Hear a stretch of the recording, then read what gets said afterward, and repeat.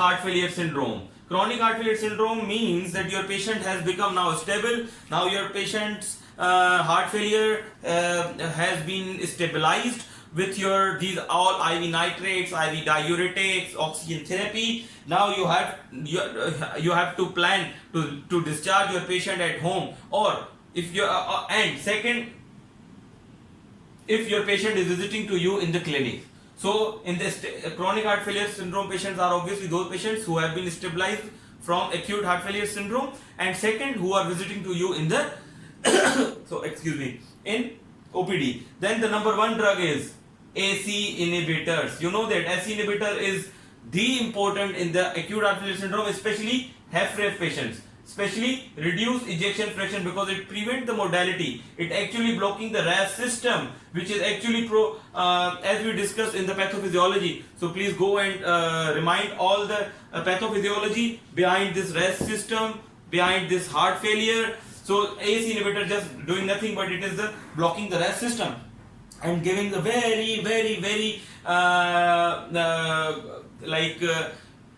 preventive and protective effect in the heart failure patients. Okay, so this is a class 1 drug actually in the HFrEF heart failure with reduced ejection fraction patients. Okay, because it prevents the remodeling, either ischemic or non-ischemic. In reduced ejection fraction, AC inhibitor is class 1 drug. Okay, so when to start actually? Now the important thing is when to start. When you have to think twice to start. Obviously, in the reduced ejection rate you have to start, but there are some relative contraindication. These are not absolute contraindication, but they are relative. Like you have to be vigilant if you are starting the AC inhibitor on those conditions. One is creatinine more than 3, potassium more than 5.5, and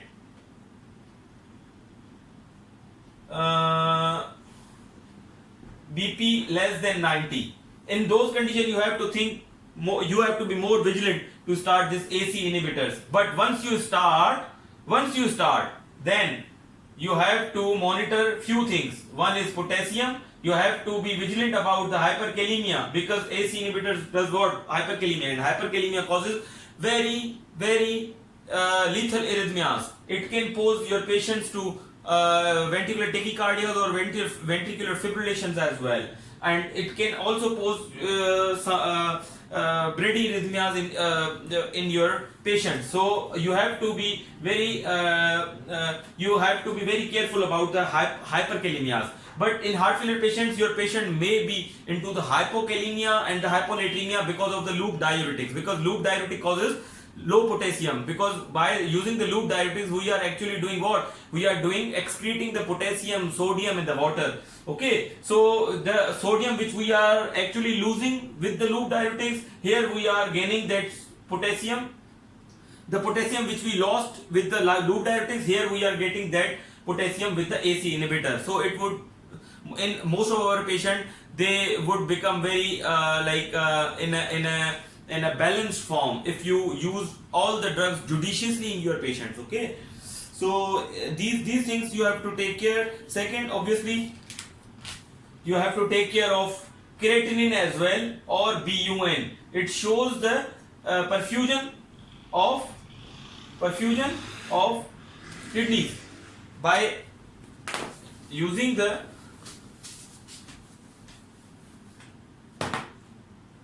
BUN and creatinine. You have to follow it. Okay, if on AC inhibitor you will repeat the electrolytes and creatinine in a week. So if the creatinine or BUN is not increased, has not been increased less than more than 50%, and if it has been increased less than 50%, then just continue with it. Do nothing. But if it is increased more than 50%, then you have to reduce the dose by half. If it has been increased more than 100%, then you have to hold it. You cannot give the AC inhibitor in your patients in home. Creatinine or BUN has been increased in a few days more than 100%. If your creatinine has jumped more or increased more than 100%, then you have to hold the AC inhibitors. What are the what are the side effects of AC inhibitors? You know that in 20% of the patient have cough. Most of the time, in 1 to 2 weeks, they would have cough. Okay, in 2 weeks. Most of the time, those patients who kept on AC inhibitors, who have been started with the AC inhibitors, they would experience a cough, dry cough within 2 weeks. But this cough can be occur at any time, or they would have they can face this dry cough because of AC inhibitor at any time. It might be it might come after 1 month to 12 months. So if you have started the AC inhibitor in your patient and your patient is complaining of cough after 12 months, then again you have to rule out the other causes of cough as well, but you need to consider the AC inhibitor as a causative agent of that dry cough. Okay, so obviously before stopping this AC inhibitor in HFrEF patient, you have to rule out all other causes of the cough, because AC inhibitor is the important medication in your HFrEF patients. Okay, and then here just I will discuss about ARBs now. ARBs are not inferior to AC inhibitor in heart failure patients, and the trials which were done on the AC inhibitors were SOLVE and Consensus. These were the two trials which were done on the heart failure patients. Then these both trials were done on enalapril. There are other trials as well, but these trials were on acute coronary syndrome, such as the HOPE trial, which was done on the Remipase patient in acute coronary syndrome patients. Okay, so now here the two the two drugs, the two ARBs which were extensively researched or which have been extensively studied in our heart failure patients are candesartan and valsartan. The trial of candesartan is CHARM trial. CHARM trial actually supports the usage of candesartan in the heart failure patient, and WELL-HEFT is the positive trial for usage of valsartan in the congestive heart failure syndrome. And obviously rest of the things remain same, and nothing is contraindicated. The usage of and the rest of the things remain same. Like starting of the ACE and ARB remain same, which we have discussed here, that the more than creatinine more than 3, potassium more than 5.5 and blood pressure less than 90, you have to if you want to start these ACE or ARB, you have to be very vigilant on these patients. Okay, and second thing is obviously how you will monitor. Obviously you have to monitor your patient with the creatinine, and if the creatinine is increased but it is less than 50% increment of the creatinine after usage of ARB and ACE, then obviously you do not have to do anything. But if it has been increased more than 50%, you have to reduce the dose by 50%. If it has been increased 100%, then you have to hold the drug. The next thing is usage of hydrazine with dinitrite. It has mortality benefit, which was showed by AHF trial. But in AHF trial, the usage of hydrazine and dinitrite was done with AC inhibitor as well. Those patients who were taken into the AHF trial were on AC inhibitor, and they had compelling indication to add on another vaso and venodilator therapies. Then they were add on with the hydrazine and dinitrite, and they showed the mortality benefit. Now again here it is not it is not well explained that this mortality benefit in the AHF trial was because of hydrazine and dinitrite or AC inhibitor. So you cannot say that there is a mortality benefit of hydrazine and dinitrite, but yes, there would be a mortality benefit if your patient is already on the AC inhibitor. Okay, so these are the things. Now obviously the second most important thing is beta blocker. Remember one thing in your patients, that if your patient is of chronic heart failure, then the one drug which you have to start, the first drug which you have to write in the prescription is ACE inhibitor or ARB. But if your patient is of ischemia, especially ACS, then the first drug which you will prescribe to your patient is beta blockers. Keep remember one thing. The first drug which you will start in the heart failure is ACE and ARB, and the first drug which you will start in the ACS is beta blocker. Then you have to think about the ACE inhibitor according to the guidelines, according to the recommendation of the AHA. Here again you have to, then you will think about the beta blocker, use of the beta blocker in your chronic heart failure syndrome once your patient would be stable on the ACE and the ARB. Okay, so beta blockers, obviously there are the few drugs which are recommended in the heart failure and the reduced ejection fraction. One is the bisoprolol, and the trial which support the usage of the beta blocker is CIBIS 1, CIBIS 2, and second drug is metoprolol succinate, and the trial which support the usage of metoprolol succinate in the HFrEF patient is actually MERIT-HF. And here the third drug which we use is carvedilol, and the trial which support the usage of carvedilol in the beta in HFrEF patients is actually COMET and Capricornus. Okay, so there are 3 beta blockers which are actually trial proven, which have a mortality benefit in the HFrEF patients. Okay, and the contraindications remain same. Obviously, in acute decompensation and in acute heart failure syndrome, you cannot use the beta blocker in your patient. Okay, you have to use the beta blocker very vigilantly in the heart failure patient. You have to start from the very minimal dosage, and you have to titrate up to the trial proven maximum dose in your patients. Okay, now the aldosterone inhibitors. We have to discuss about the ERNI here. ERNI is class 1 in all those patients who have been indicated for ACE inhibitor or ARB. It means that ERNI has a positive trial, PIONEER-HF.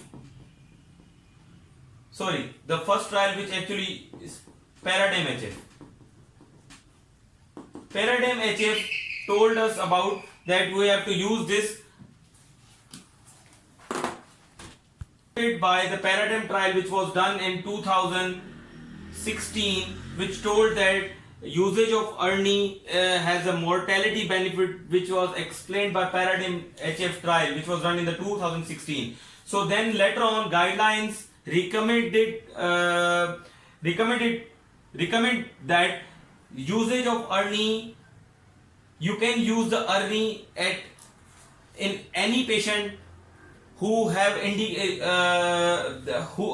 who have an indication of ACE or ARB. So, and yes, those patients who are symptomatic at ACE and ARB, you can use ERNI in those patients. Okay, so this is actually, this was the thing. Okay, now now the important thing is that then this PARADIGM-HF trial was done on those in those patients who were chronic heart failure syndromes.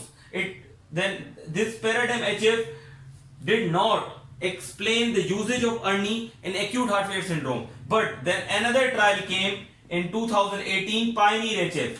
PIONEER-HF trial explained the usage of ERNI in acute heart failure syndrome. So according to the PIONEER-HF trial, you can use the ERNI in your patients who are coming in the acute heart failure syndrome and who have in those patients you can they actually their clinical condition actually permits you to use or if there is an indication of usage of ERNI in your heart failure patients in acute heart failure syndrome, so you can use the ERNI in those patients. Okay, now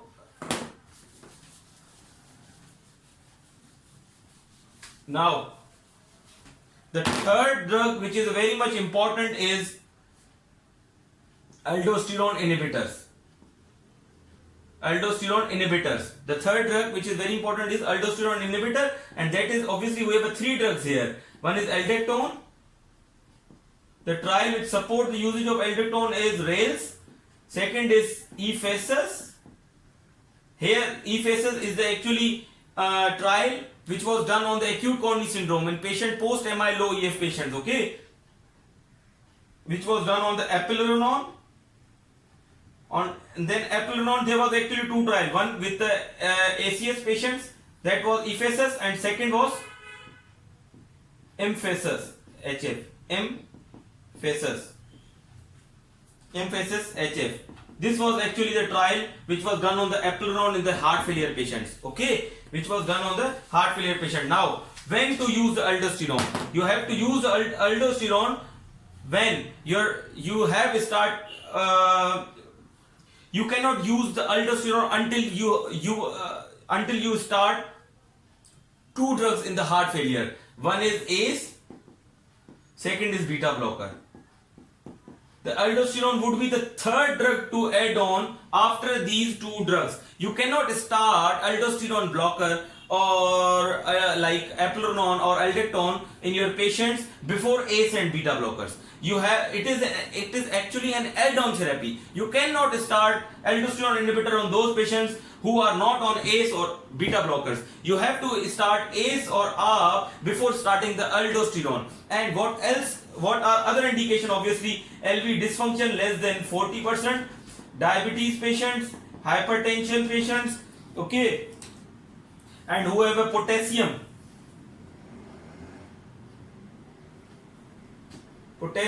less than 5.5, okay, and creatinine with normal creatinine, okay, creatinine clearance more than 30 ml. It means stage 5. Okay, so if you want to start the aldosterone inhibitor like aldactone, eplerenone, then that would be the third drug to start after ACE in the beta blocker. But you have to start these things, aldosterone inhibitor, when your patient would have a LVEF less than 40%, potassium more than or less than 5.5, creatinine clearance more than 30, and their patient would have diabetes and hypertension. Then it is a compelling indication. It is a class 1 to start the aldosterone inhibitor such as aldactone and eplerenone. And obviously the side effects of aldactone are actually gynecomastia, and the life-threatening side effect of aldactone is hyperkalemia because of aldactone. Because aldactone is potassium sparing diuretics, then obviously it would cause the life-threatening hyperkalemia. You have to be very vigilant while starting this aldactone or any aldosterone blocker in your patient, or potassium sparing diuretic. For the gynecomastia, which is a very bad side effect of aldactone, you can use the eplerenone in those patients. So eplerenone is actually very costly, so you have to start your patients with the aldactone. But if aldactone would not suit them, then you can start or switch them on eplerenone. Okay, we have discussed all these things. And if your patient needs more diuretics, then you can do the add-on therapy with you can add thiazide diuretics such as metazolone, hydrochlorothiazide for synergistic effect.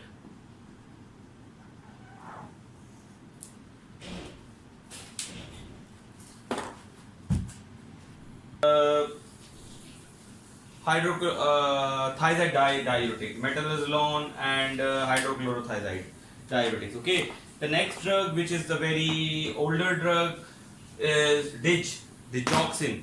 There is obviously DIG trial told that there is no mortality benefit with digoxin, usage of digoxin, but it is very efficiently drug which reduce or which decrease the resting heart rate.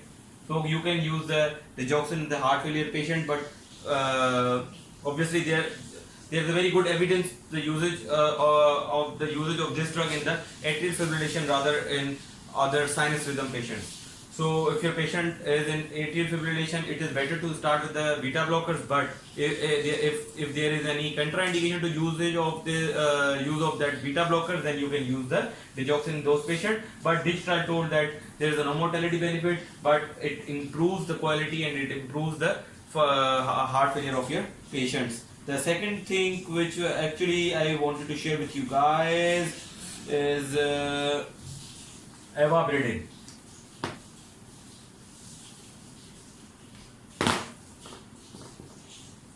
Obviously, the trials which were done on the Ivabradine in heart failure patient, that was the SHIFT trial, Signify trial. There was no mortality benefit by using the isolated use of this Ivabradine. Again, those patients who were already on the beta blockers, but and they were given Ivabradine because of their continuously high rate, and actually those patients showed mortality benefit with SHIFT and the Signify trial. Okay, and the beautiful trial with Ivabradine was done on MI or ACS patients. So there were the three trials: SHIFT, Signify, and the beautiful trial. SHIFT and Signify were done on the heart failure patients, and SHIFT, the Signify trial showed the mortality benefit, but this mortality benefit was not because of the isolated use of the Ivabradine, but it was the mortality benefit which was showed with the usage of Ivabradine and beta blockers in the heart failure patients. So the third thing which here is the electrolyte supplements.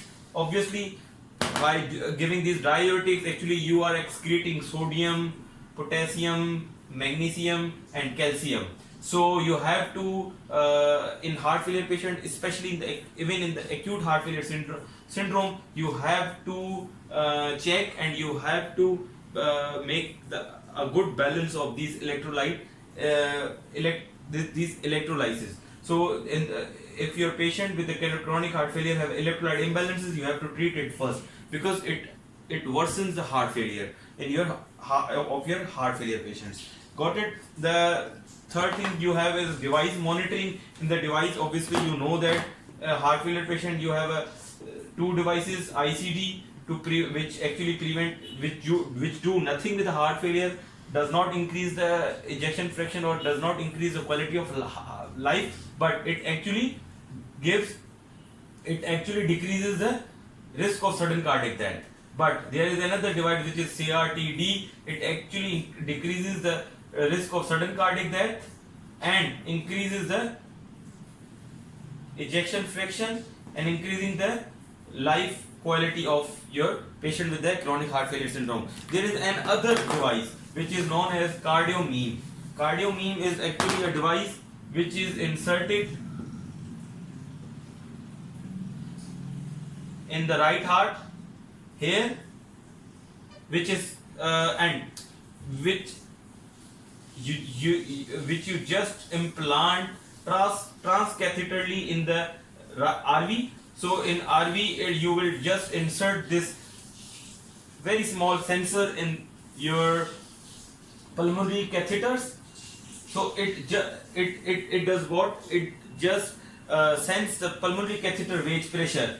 So whenever there would be a pulmonary catheter wedge pressure more than 15, it gives text to the team or your physician. So they would tell you on the phone that please increase the diuretic dose because your pulmonary catheter pressure is getting worse. So that is the new device known as CardioMeme, which recently will be probably recognized by American Heart Association, because the work already has been completed. The trials on this CardioMeme device already has been completed. The trial which was done on this is Pioneer HF.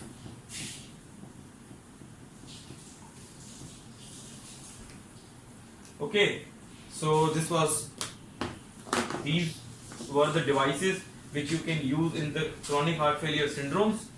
Now on discharge, on DC, what things you have to counsel your patient? Obviously, you have to counsel them about the vaccination.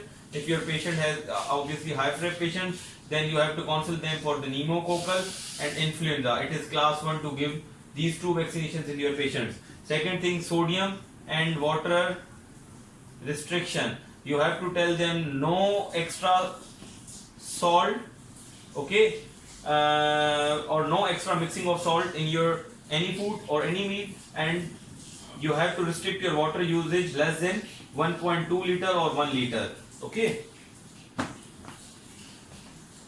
What else you have to counsel your patient? You have to counsel your patients about the exercises.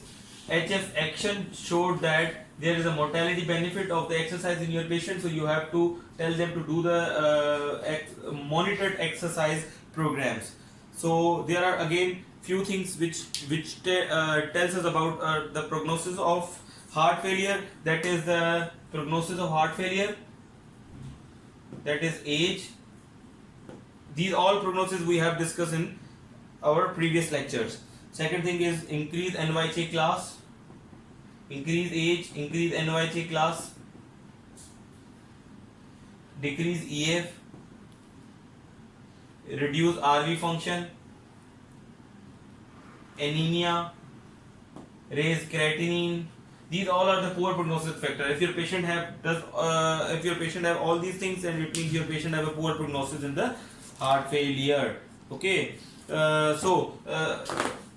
Just we quickly revise the drugs which have a mortality benefit in the heart failure, because it is a commonly asked question in the examination. One is ACE, R, number 2 is ARNI, number 3 is beta blocker, number 4 is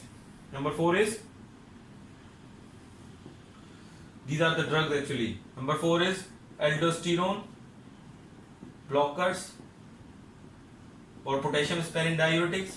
Number 5 is hydrazine and monis. Hydrazine and nitrates with ACE. Number 6 is ivabradine with beta blockers. Okay. Number 6 is CRTD. These things have a mortality, and number 7 is ICD. These interventions or these drugs have the mortality benefit in your heart failure patient. So I hope that I have made myself clear. Just subscribe my channel and press the bell button for the future updates. Allah Hafiz.